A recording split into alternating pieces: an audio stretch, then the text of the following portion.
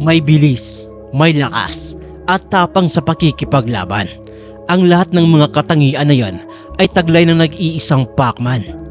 Pero hindi si Manny Pacquiao ang pag-uusapan natin ngayon, kundi itong bagitong boksingero na sinasabing anak ng ating pambansang kamao, kung saan ay tila naman na nga nito ang lakas, bilis, at syempre ang tapang sa pakikipaglaban sa ibabaw ng lona ng kanyang ama.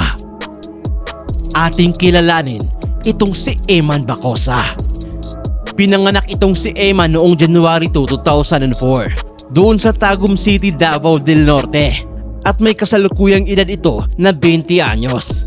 Orthodox ang stand ng batang ito at may tangkad na 5'10" at lumalaban ito sa lightweight division. Sa batang edad pa lamang nito na 19 anyos ay sumabak na agad ito sa pro boxing at hindi na lumaban pa bilang isang amateur, kagaya sa ginagawa ng kanyang kuya na si Jemuel.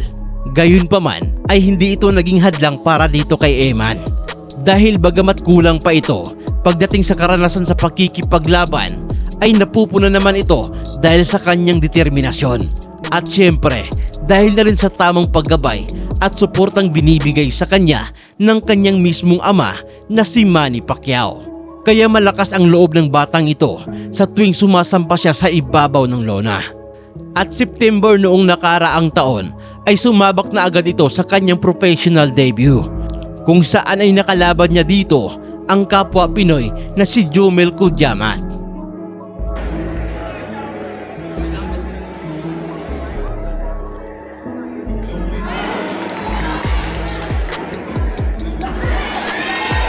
Parehong matapang na nagsasalpukan ang dalawang boksingero.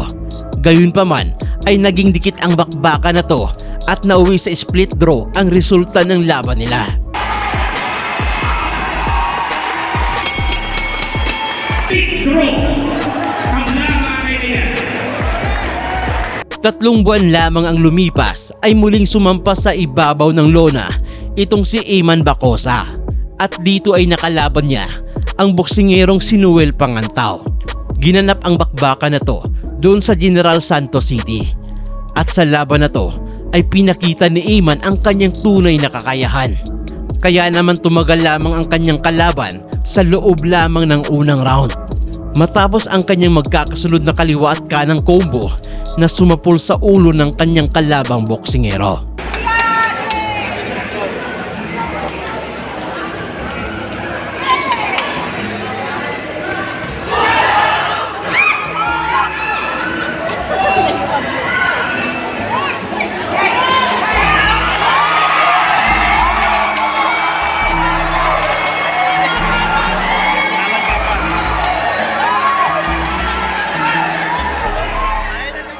Tinanghal na panalo si Eman Bacosa at nalasap niya ang kanyang unang panalo bilang isang profesional na boksingero. Nanatiling aktibo ang anak ng ating pambansang kamao, at nitong nakaraang Pebrero lang ay muli na naman itong lumaban kontra sa kalabang si Gerson Baclohan.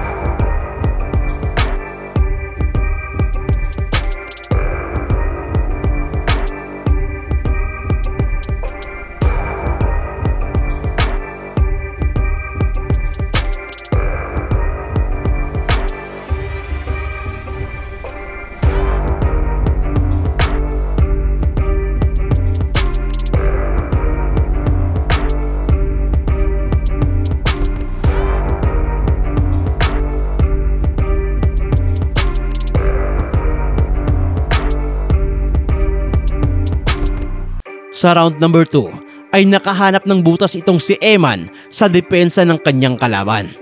At napabagsak niya ito gamit ang kanyang malalakas na combo.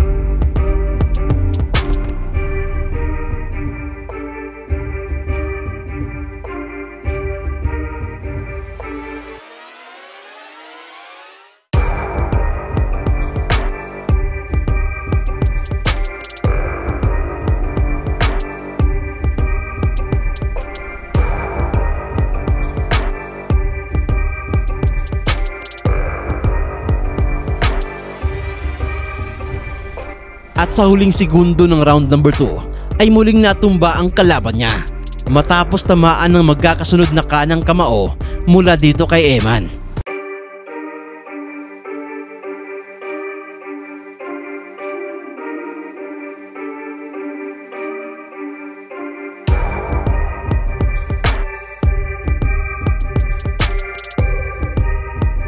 At sa pangatlong round ng laban ay ibinuhos na ni Eman Bacosa ang buong lakas niya upang tapusin na ang kalaban.